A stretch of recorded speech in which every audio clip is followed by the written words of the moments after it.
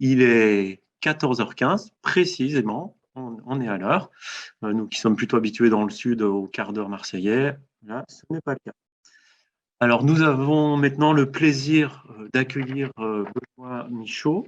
Je vais inviter à activer sa caméra et son micro. Donc, Benoît, vous êtes avec nous? Oui, je suis avec vous.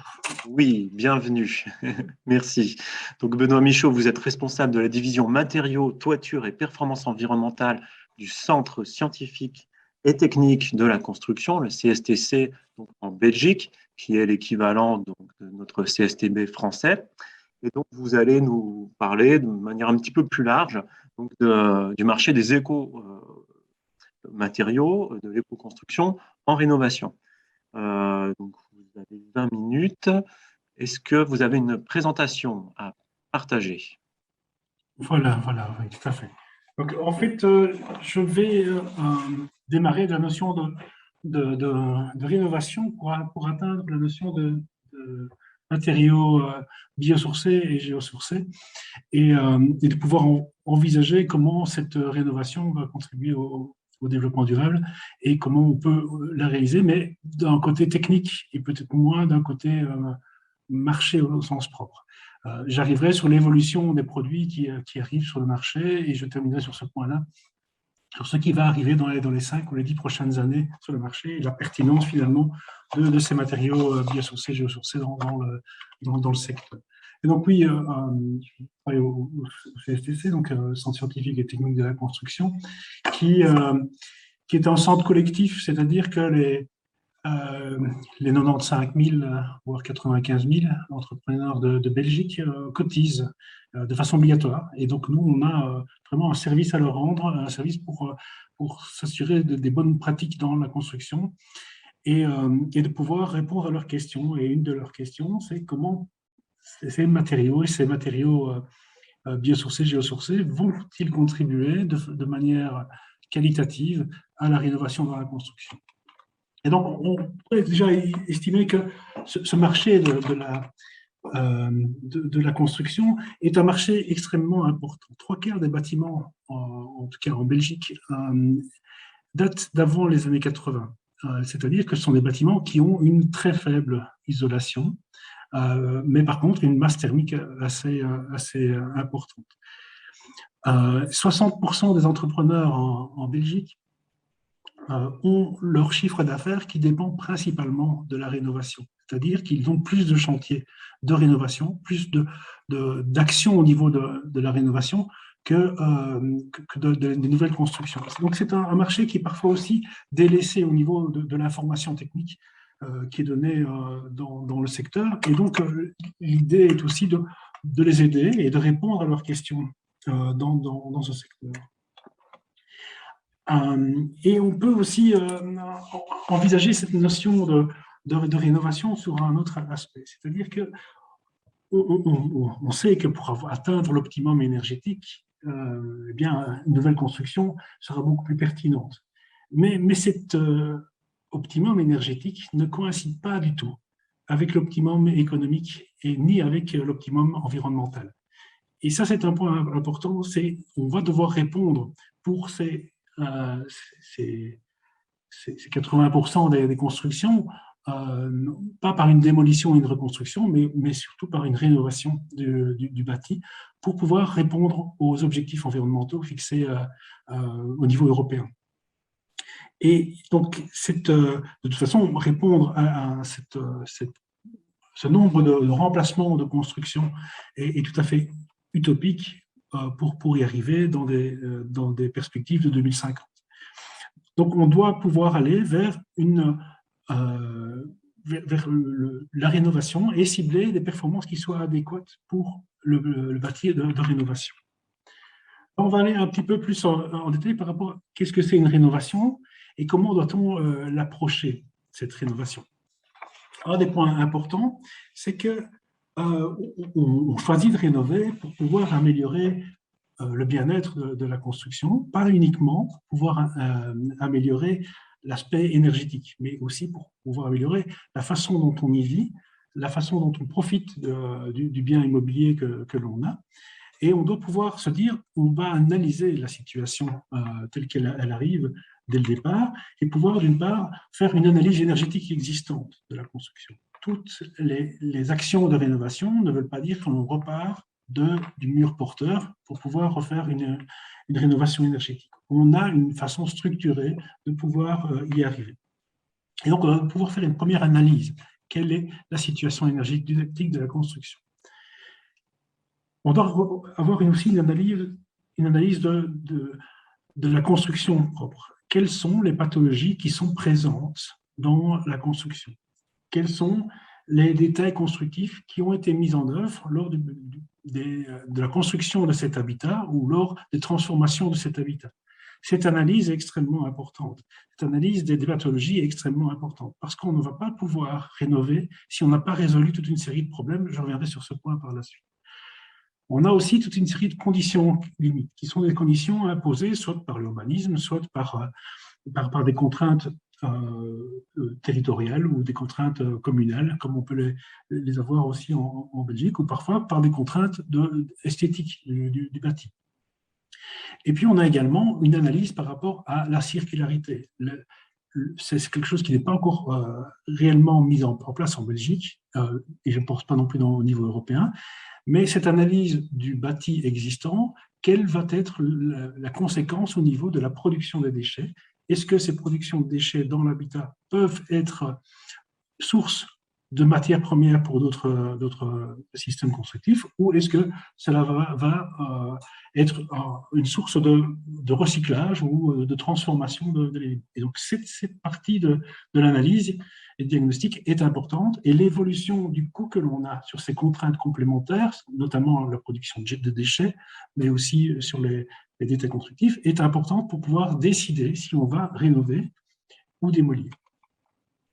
Après, quand on a pris notre décision, on doit pouvoir concevoir un habitat nouveau qui va être transformé et pouvoir voir comment on va y arriver. Quelle stratégie on va devoir définir nos ambitions énergétiques. Alors, on a évidemment des exigences qui sont marquées au niveau réglementaire actuellement, mais on n'est pas toujours obligé d'atteindre ces exigences énergétiques lors de chantiers de rénovation. Il faut les choisir, quelles sont les premières qui vont être les plus pertinentes. On a également des contraintes économiques qui arrivent. Les contraintes économiques imposent aux propriétaires de se dire, je choisis de commencer par mes châssis, puis je passerai à une isolation, peut-être de la toiture, et puis peut-être des murs. Et donc, ça va générer évidemment un phasage, mais ce phasage doit être pris en compte également. Les solutions techniques sont évidemment le point où on va parler des matériaux biosourcés et géosourcés, et c'est ces solutions techniques qui vont permettre de répondre à cette question. Et le phasage, comme je le disais, c'est un point excessivement important parce que l'on doit prévoir les prochaines interventions pour pouvoir s'assurer qu'il y a bien une continuité de l'isolation, de l'étanchéité à l'air, de l'étanchéité à la vapeur d'eau ou du fonctionnement de respiration de la paroi, comme on peut envisager les stratégies. Mais les stratégies doivent être évidemment cohérentes les unes par rapport aux autres. Il faut évidemment que l'entièreté des phases de rénovation soient cohérentes les unes avec les autres. Et puis, on a cette question d'analyse de cycle de vie, de l'entièreté. Quels sont les déchets? Comment va-t-on gérer les déchets qui sont mis en œuvre et comment va-t-on les traiter? Alors après, on a la mise en œuvre et la qualité de la mise en œuvre. L'ambition énergétique qui a été décidée va générer aussi une façon dont on va pouvoir agencer ces matériaux, dont on va pouvoir les mettre en place. Le planning de la mise en œuvre est aussi important. On ne prévoit pas, on doit prévoir chaque corps de métier. Un électricien peut très bien réduire fortement les performances qui vont être mises en place dans un bâtiment si on n'a pas prévu la façon dont il va intervenir et le corps de métier qui viendra par derrière. Donc l'information, la communication entre les corps de métier est évidemment importante. La conception des détails et la qualité des détails est quelque chose de primordial. L'enfer est dans les détails. On pourrait plutôt transformer ça, où les détails vont pouvoir générer de l'enfer. Si on n'a pas bien géré les détails, on va générer des ponts thermiques, des points de condensation, et c'est à partir de là que l'on va dévaloriser le bâti rénové, que l'on va dévaloriser le matériau qui est peut-être très pertinent dans son ensemble, mais qui pourrait être réduit, qui pourrait être dévalorisé par des détails de construction qui ne sont pas adéquats. Et puis, les performances, eh bien, on ne cible pas que la performance thermique, on en a parlé dans le précédent exposé, il y a toute une série de performances qui sont à cibler, on revient sur ce point dans la prochaine slide. Et puis la gestion du chantier, la gestion environnementale du chantier est extrêmement importante. Elle commence à être valorisée, à être soumise à exigences au niveau régional, au niveau national pour certaines compétences. Et donc, il y a une pertinence des matériaux biosourcés, géosourcés et circulaires dans la rénovation. C'est une pertinence très, très importante et on va pouvoir voir un petit peu comment ces matériaux peuvent répondre aux exigences de la rénovation. On a une attention à prendre au niveau du concepteur, au niveau de l'auteur de projet, autant qu'au niveau de l'entreprise qui va mettre en œuvre ce produit. Si un produit n'a pas été conçu et si le chantier n'a pas été conçu, les détails n'ont pas été conçus de façon correcte, ce n'est pas l'entreprise qui va mettre en œuvre qui va pallier aux carences qui ont été prévues. Donc, la responsabilité de l'auteur de projet est importante et elle est primordiale. On ne change pas de matériaux sans avoir réfléchi sur l'entièreté de la construction. Le phasage, j'en ai parlé, la qualité et la durabilité, c'est ce qui est visé évidemment pour pouvoir avoir un bâti durable, une rénovation qui a du sens au niveau du développement durable. Eh bien, la qualité est pertinente. Et la gestion du risque, parce qu'on est toujours en train d'essayer de trouver et d'appréhender le risque auquel va être soumis le matériau et le bâti. Donc, tout ce que l'on va prendre en compte, c'est d'essayer de maîtriser ce risque et d'enlever les facteurs complémentaires de risque. Auparavant, nous avions quelques exigences importantes, il y a 20 ans, 30 ans, quelques exigences importantes qui tournaient autour de la stabilité, de l'étanchéité à l'eau et de la durabilité du matériau, principalement de la durabilité mécanique.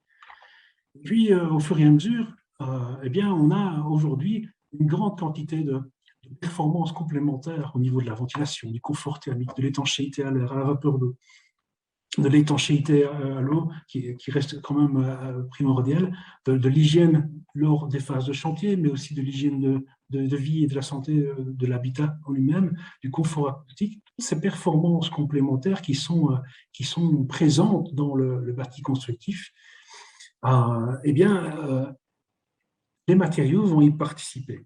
Et c'est important. Mais ce n'est pas le matériau qui fait la rénovation, mais la façon dont on le met en œuvre. Et ça, c'est extrêmement important. Un confort acoustique n'est jamais associé à un seul matériau.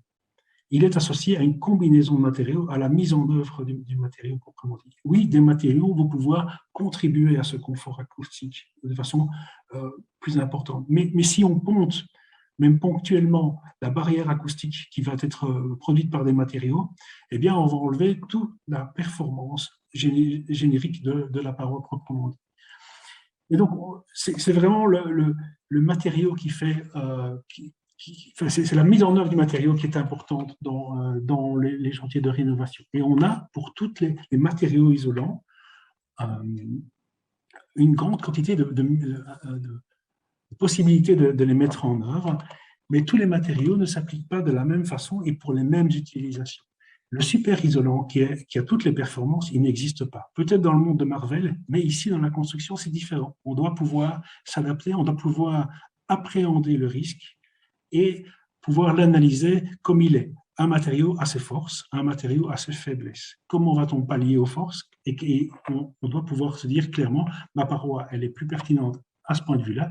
Attention, mes faiblesses sont là et je vais les combler autrement.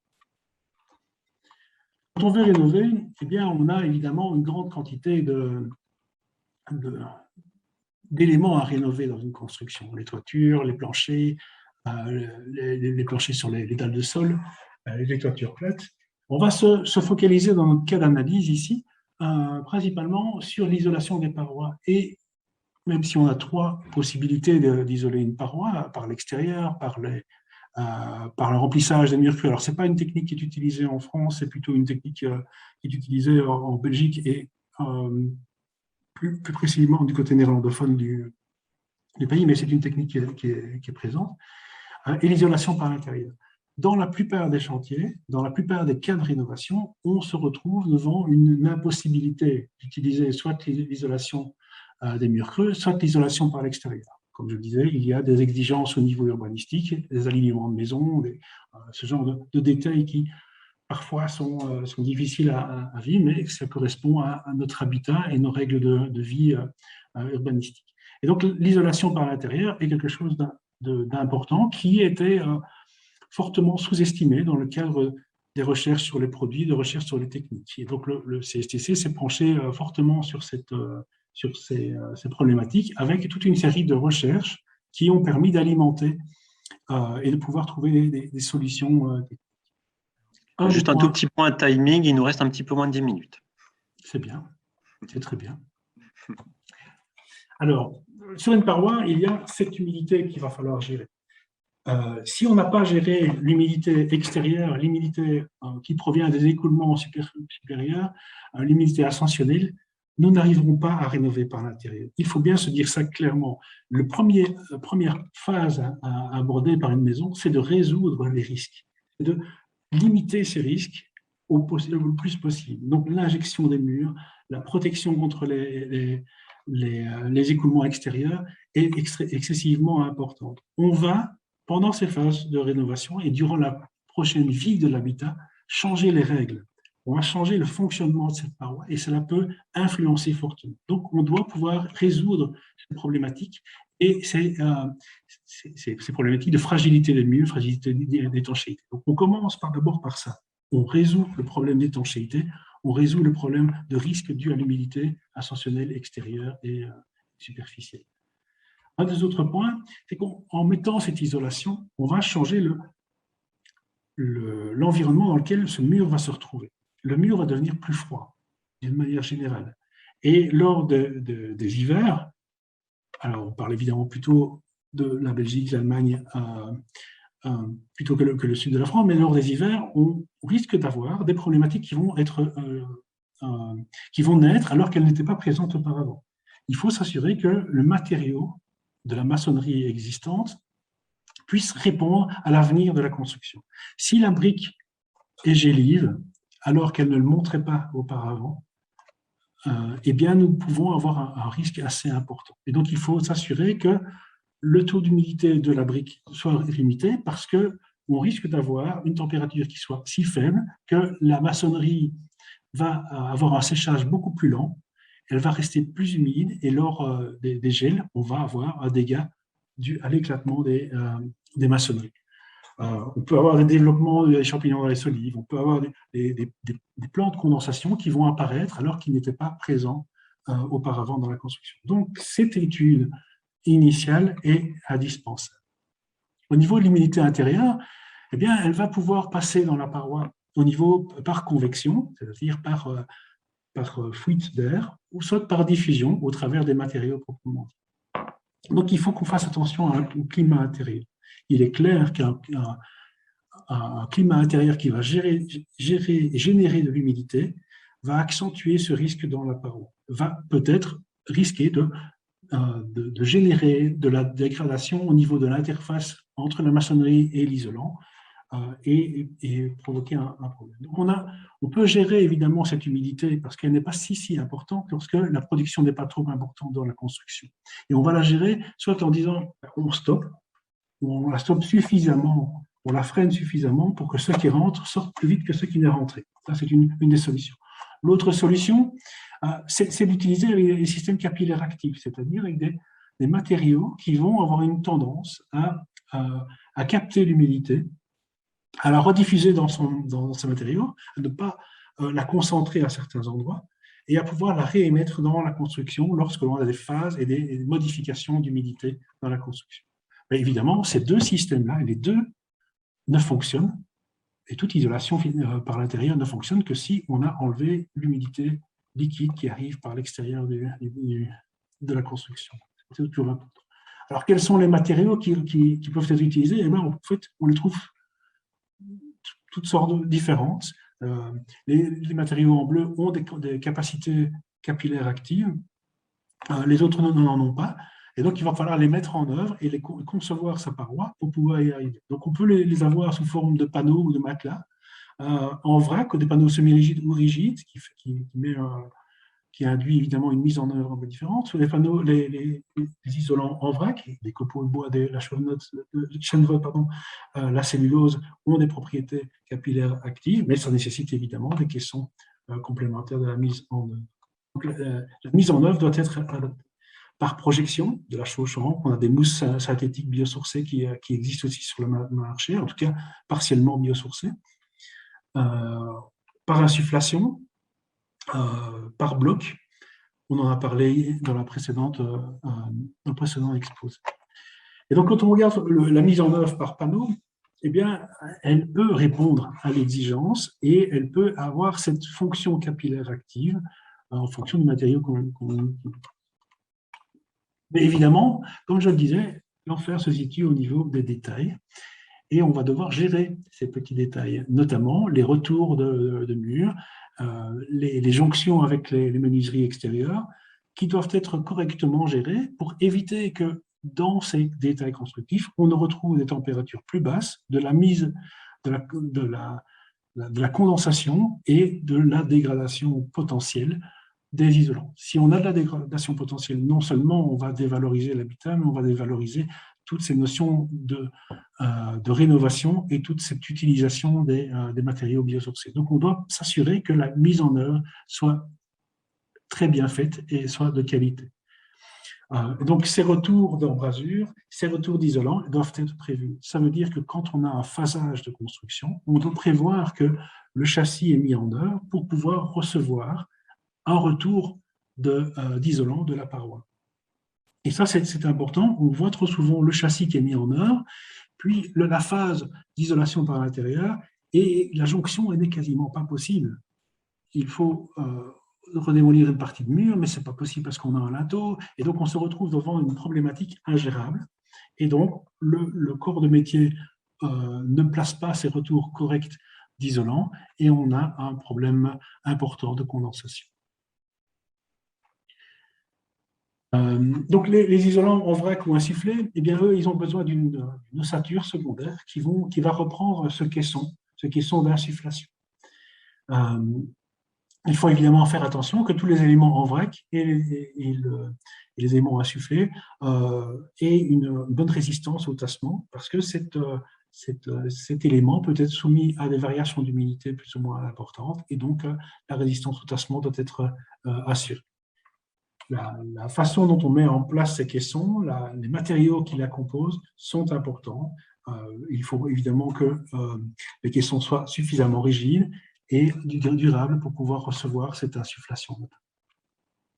Au niveau des isolants par projection ou par application contre la paroi, mais ici il y a deux exemples qui sont placés en chaux chanvre projeté et en mousse partiellement biosourcée.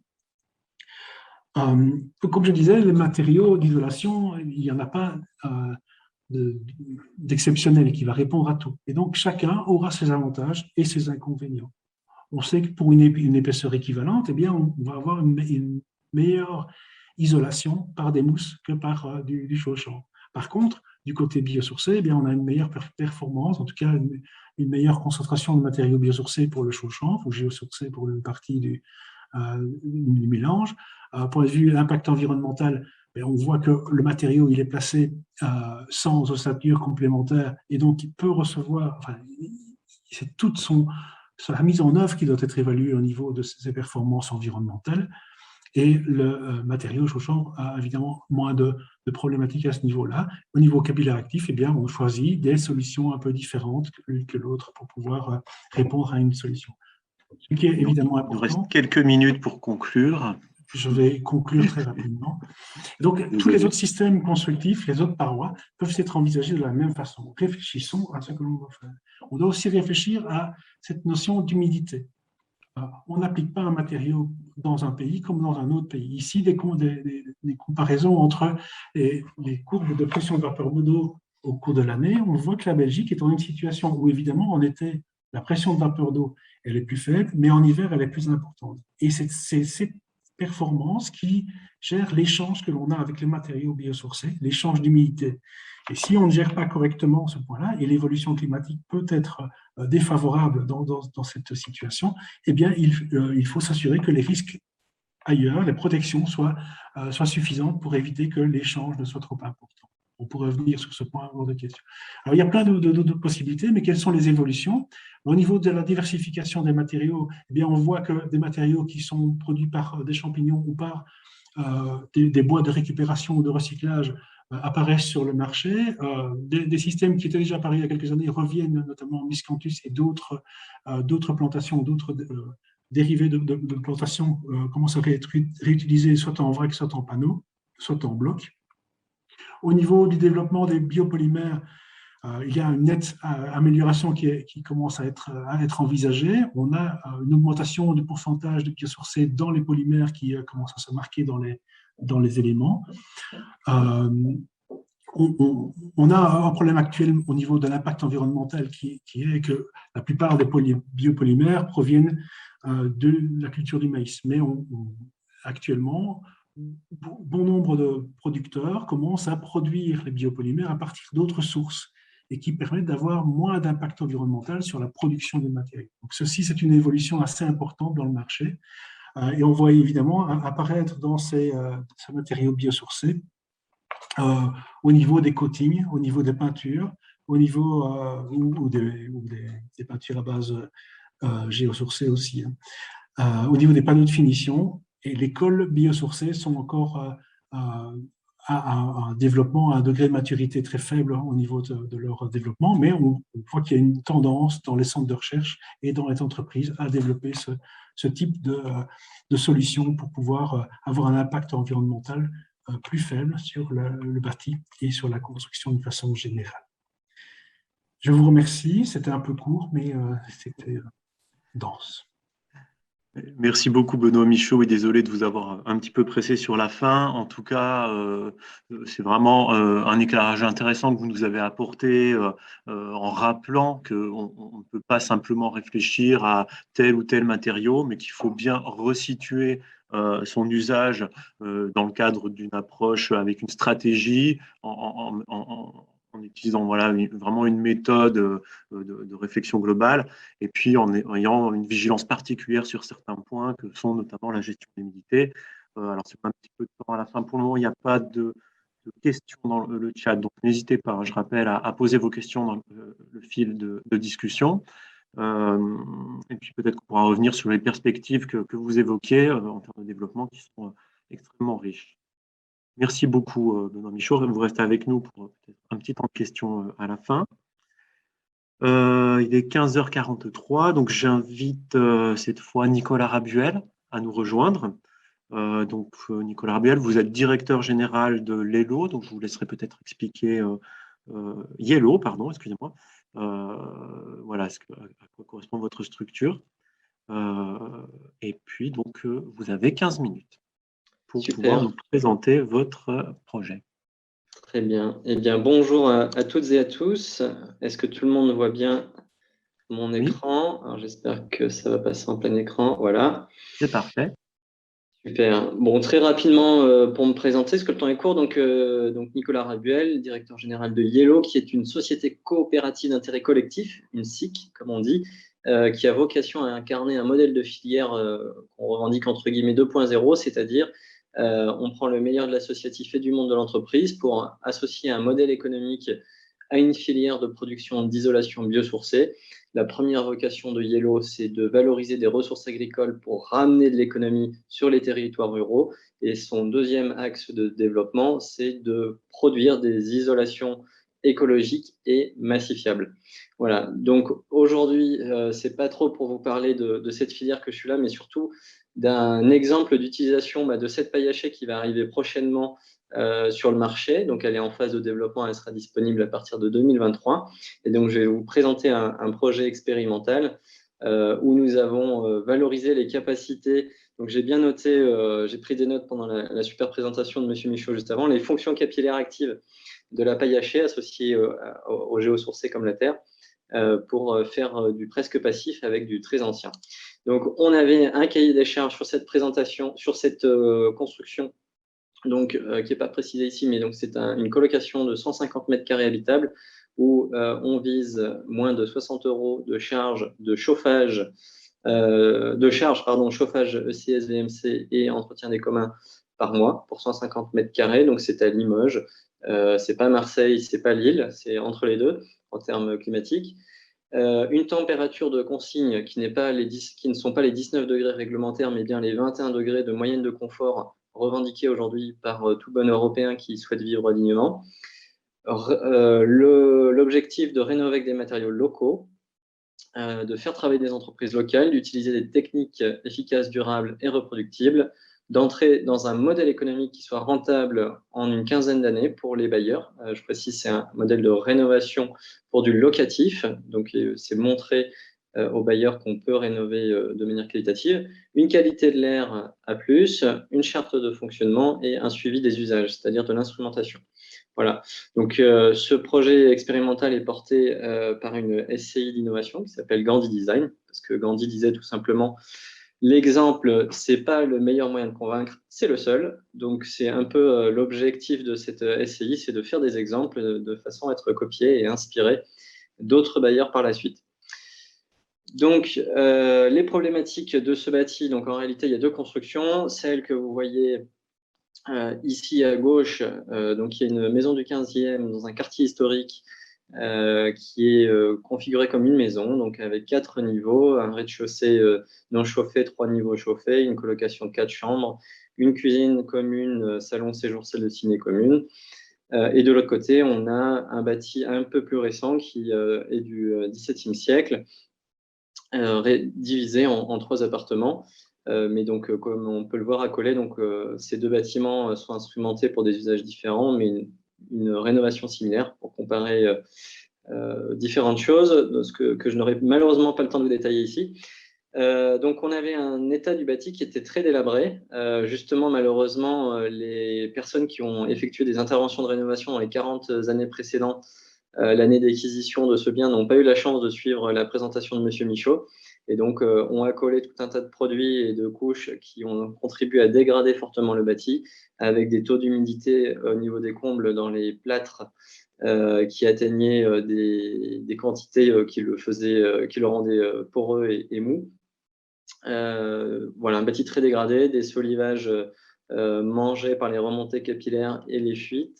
Bref, beaucoup de choses qu'on trouve au final qui sont assez symptomatiques du bâti de ces années-là dans les villes, en tout cas en France. Donc, le matériau que nous avons utilisé, c'est la paille hachée que l'on développe chez Yellow. Alors, ça, celle-ci était une paille dite agricole. Elle n'a pas toutes les propriétés et qualités spécifiques pour le bâtiment que celle qui sera disponible en 2023, mais elle en est quand même relativement proche, avec des performances qu'on a instrumentées qui sont ici présentées. Donc, on voit, on a un matériau qui a un lambda qui est dans la moyenne des isolants du marché, une densité vrac qui est importante. C'est assez proche de la Chenvotte. On est sur la paille qui est faiblement transformée, donc on est assez proche du bilan énergétique et carbone d'une botte de paille, un petit peu moins bon parce qu'il y a plus d'étapes, bien sûr.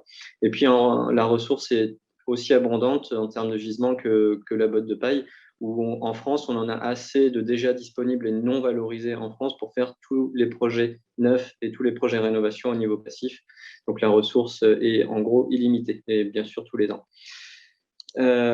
Quelques exemples donc, de mise en œuvre sur ce projet-là. Donc, je le rappelle, un projet où on vise des standards de l'horizon 2050 par rapport à ce sur quoi on peut communiquer dans l'univers du bâtiment aujourd'hui. Donc, aussi bien en termes de performance énergétique que de confort. Donc, ici, nous avons résolu un des gros problèmes de l'ancien, c'est le bruit, que ce soit le confort acoustique à l'intérieur, mais surtout les transmissions de bruit entre étages. Et donc, nous avons refait des plafonds, des planchers plafonds suspendus, pardon, massifs en bois, qui ont la capacité de porter les 30 kg par mètre carré que représentent les 30 cm de paille hachée qui ont été déversés entre les plafonds et redoublés avec un vide technique pour les réseaux. Donc on voit un petit peu les détails de ces planchers qui ont été remplis par déversement pour une grande partie. L'avantage de cette solution, c'est qu'elle n'a pas besoin d'être défibrée. Donc on peut ouvrir les sacs et les déverser. Donc c'est assez intéressant lorsqu'on n'a pas forcément la machine sous la main. Et à d'autres endroits, ça a été tout simplement insufflé par-dessus dans les planchers. J'avance. Donc là, c'est l'isolation des murs. Alors, un petit état des lieux de l'existant, comme on peut le voir en haut, qui était assez catastrophique, avec des belles surprises derrière les lattis, où on a enlevé des tonnes et des tonnes. Hein, pour vous dire, dans cette construction, c'est 30 tonnes de marchandises qui ont été enlevées des murs sur un seul bâtiment. Là, on a quelques siècles d'accumulation de cochonneries et autres qui étaient entre les doublages en pan de bois. Hein, donc, on est sur un bâti de niveau en pierre, de niveau en pan de bois. Tout ça a été purgé, tous les torchis ont été purgés. Donc, on a retrouvé là où il n'y avait pas eu de reprise, comme on peut le voir ici, là on voit du Cyporex entre les pans de bois, ça c'était existant. Sinon, sur le plus ancien, en fait, on a retrouvé le lattis qui tenait l'enduit. Donc, on s'est retrouvé avec une couche de mur sur l'extérieur qui correspond à l'enduit sur lattis châtaignier, le pan de bois en 15 cm. Nous avons refait une ossature de doublage devant, comme on peut le voir devant ce mur ici, de la canisse de bambou fendu, qui a servi de support d'accroche pour les enduits, mais aussi de branchage pour mettre l'isolation, et l'enduit pour finir. Donc, on se retrouve avec des épaisseurs de mur sur l'extérieur avec une isolation de 25 cm de paille hachée, qui est mise à moitié en isolation répartie, c'est-à-dire dans l'épaisseur de l'ossature bois, et en partie en isolation intérieure avec le complément d'isolation. Voilà pour les murs. Les combles ont été isolés de la même façon avec de la paille hachée. Donc, on a protégé avec des pare-pluies par-dessous pour limiter les risques de fuite et de courant d'air parasite. Et puis, donc, bien sûr, le plafond a été entièrement conçu pour supporter la charge. Ici, il y a 50 cm de paille hachée en vrac. Donc, enfin, au plus haut, entre 45 et 50, j'ai mis 45 ici. Et donc là, on a pu remplir tout simplement. La machine était 15 mètres plus bas, avec un opérateur pour verser les sacs de paille et souffler facilement avec le tuyau 15 mètres plus haut dans les combles. L'isolation des rampants ont été faits avec toujours des caissons. Donc, on a reconstitué des caissons par le dessous. Donc, pare-pluie HPV côté sous le voligeage, ossature secondaire, et puis de l'OSB insufflé, et après étanchéité à l'air avec des adhésifs entre les joints des OSB. Et donc là, ça s'est insufflé comme n'importe quel isolant soufflé, insufflé, dans les caissons qui ont été reconstitués pour l'occasion. Quand même un petit rappel du contexte, parce que bon, c'est vrai que j'aurais pu commencer par ça, mais c'était aussi bien d'aller dans le vif du sujet. Donc, bon, je ne vais pas m'attarder là-dessus. Là, il y a la stratégie nationale bas carbone. Bon, on doit réduire les émissions de CO2. Vous l'avez vu, cette paille hachée comme produit, elle a un bilan carbone négatif, c'est-à-dire que pendant toutes les étapes qui constituent de la récolte à la mise en œuvre sur chantier et à la déconstruction, son bilan carbone reste négatif. Ça veut dire qu'elle n'émet pas plus de carbone pendant toutes ces étapes que le carbone qu'elle va séquestrer pendant sa croissance, ce qui est un bon point. Je rappelle aussi qu'elle a 0 additif, donc c'est-à-dire le jour où vous avez par exemple un désordre, une inondation, n'importe quoi, la paille, vous pouvez tout simplement la mettre dans vos tomates, dans votre potager. Elle va contribuer à enrichir la qualité de votre sol sans le contaminer. Ici, j'ai mis un petit gâteau, hein, c'est pas parce que c'est l'heure du dessert pour certains, mais c'est pour rappeler que les biosourcés, dans ce gâteau, nous ne sommes que les miettes. En tout cas, en France, hein, les biosourcés occupent environ 7 à 8% de part de marché de l'isolation. Donc, les nouveaux produits ont de la place pour se développer. Et il en faut beaucoup pour prouver que les biosourcés sont une solution concrète aux côtés des autres solutions moins vertueuses par rapport aux nouveaux critères qu'on peut prendre en compte aujourd'hui. Et j'ai remis dessous ce petit schéma tiré du site de l'agence qualité construction, qui n'est pas le dernier d'ailleurs, le Passino a disparu entre-temps. Et donc, c'est pour rappeler qu'aujourd'hui, nous sommes dans une phase d'ATEX avec cette paille hachée. Donc, on fait des projets pilotes qui sont suivis, instrumentés, etc., pour avoir du retour d'expérience et aller vers une phase de validation technique universelle. Vous pouvez conclure en 2-3 minutes? Oui, bah, c'est la dernière slide. Donc, ça, c'est juste pour rappeler le modèle qui développe la paille hachée. Donc, Yellow, qui incarne la filière isolation paille hachée en France, donc un modèle coopératif qui a aujourd'hui à ce jour une quinzaine de sociétaires qui représentent tous les acteurs de la chaîne de valeur, des agriculteurs, des architectes, des bureaux d'études, des gens des milieux des marchés de la construction, etc. Voilà, donc c'est un développement commercial en direct auprès des constructeurs. L'objectif ici est de valoriser cette paille pour les agriculteurs. Donc, il touche 70% de la valeur finale du produit, qui revient directement aux agriculteurs. Et comparé aux 3 à 7% d'une baguette de pain, vous comprenez que ce ne sont pas que des mots, ce sont des actes concrets. Et puis, bien sûr, la vocation est d'essaimer les unités de transformation en France, là où il y a de la paille en excédent et du marché, de manière à avoir une production la plus locale possible. Tout ça porté par les acteurs locaux. Il n'y a pas de modèle de franchise ou de ce genre de choses. Voilà. Et puis, il y a un produit qui va aussi bien pour le neuf et la rénovation. Voilà, c'était tout. J'ai terminé. Merci beaucoup, Nicolas Rabuel, pour cette présentation. C'est vrai que j'avais déjà entendu parler de paille hachée, mais jusqu'à présent, je n'avais encore pas vu concrètement la manière dont c'était mis en œuvre. Donc là, on a vraiment une très, très belle illustration. Vous nous avez donné les différentes mises en œuvre, les différentes densités. Pour la mise en œuvre en verticale, est-ce qu'il y a du tassage ou comment Alors, nous avons la chance de ne pas réinventer l'eau tiède sur ce coup-là. Les Autrichiens nous ont devancés. Donc, c'est un produit qui bénéficie désormais de 2 avis techniques européens. Alors, certes, nous avons un cadre réglementaire français avec le CSTB qui demande des DTA en plus, donc ils ne sont pas valables en France. Mais cependant, donc, il y a un retour d'expérience sur près de 300 bâtiments en Europe et puis surtout un savoir-faire. Donc, en gros, ce qu'on sait, c'est que donc il est préconisé de mettre une densité comprise entre 105 et 110 kg par mètre cube dans les parois verticales. Et dès lors que l'on obtient ces densités de manière homogène, les appareils de mesure du tassement ne sont pas assez précis pour mesurer le moindre tassement. Voilà. Donc, en gros, les avis techniques communiquent sur un tassement nul dès lors qu'on respecte ces préconisations. D'accord, y compris sur des hauteurs, vous ne venez pas recouper les hauteurs. Vous mettez toute pleine hauteur sur des parois de Sur 2,50 m, bien que ce soit conseillé de faire comme pour la ouate de cellulose, c'est-à-dire de recouper idéalement. Ça joue aussi sur la facilité du remplissage à la mise en œuvre. Voilà. D'accord. Et pour l'insufflation, il y a des caractéristiques particulières pour les machines.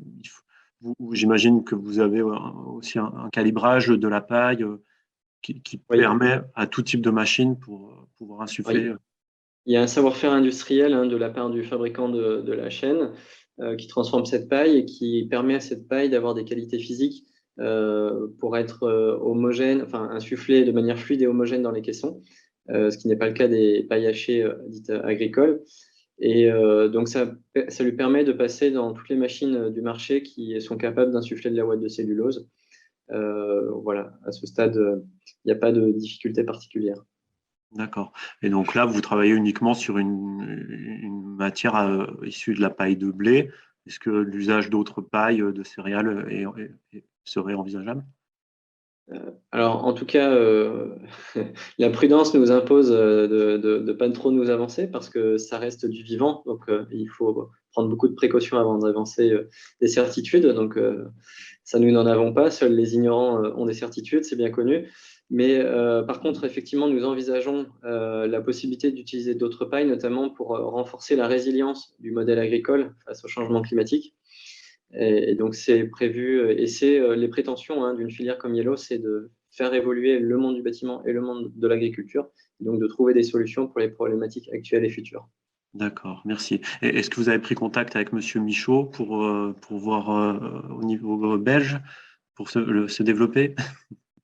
Pas encore, alors ça sera avec plaisir. Et puis je soutiens, enfin je donne aussi des cours en IUT, etc. Et je soutiens, c'est le genre de choses que j'explique en général aux jeunes, donc ça va dans le bon sens. Et j'espère que nous aurons l'occasion très prochainement d'échanger sur un développement en Belgique, enfin d'une filière belge, parce que nous n'avons pas de prétention de nous internationaliser. On s'occupe de la filière française. Par contre, nous sommes dans un esprit coopératif et de partage. Donc, si des acteurs sont motivés pour dupliquer le modèle en Belgique, c'est avec plaisir que nous les aiderons à se structurer, à monter leur projet. D'accord. Merci beaucoup, Nicolas Arbuel. Monsieur Michaud, est-ce qu'on vous laisse un petit mot de la fin? Vous voulez réagir sur cet exemple? Non, je pense que c'est aussi une question. La première approche qui a été faite par rapport à la présentation ici, c'était d'analyser le bâtiment de nouveau, et ça rejoint vraiment ce qui faisait le lien entre les deux présentations. C'est d'abord on analyse le bâtiment, on voit quelles sont les problématiques, on étudie un petit peu son histoire aussi qui est importante. Une histoire d'un bâtiment, ça donne aussi ces pathologies potentielles, et après la solution, elle est adaptée par rapport au bâtiment. Évidemment, la solution est orientée vers la paille, donc il y a des solutions qui sont mises là, mais c'est important d'avoir cette réflexion complète du bâtiment pour pouvoir arriver à la solution. La question du tassement est une question qui reste, et il va falloir répondre de façon importante au secteur. On vient de faire une série de tests sur les raisons pour lesquelles certains matériaux se tassent, notamment des variations d'humidité, des variations de pression d'air, etc. Et on va publier assez rapidement un document sur ce sujet. On restera attentif. Donc, un grand merci à vous deux. 15h01, nous allons devoir rendre l'antenne. On a très légèrement débordé. On manque toujours de temps. On aimerait pouvoir échanger encore beaucoup plus. En tout cas, c'était passionnant. Donc, nous allons laisser la place à l'atelier suivant. Un grand merci à tous ceux qui nous ont écoutés aujourd'hui, et encore merci à nos 4 intervenants sur cet atelier. Merci beaucoup. Au revoir, bon après-midi. Au revoir. À bientôt, bonne journée à tous, au revoir.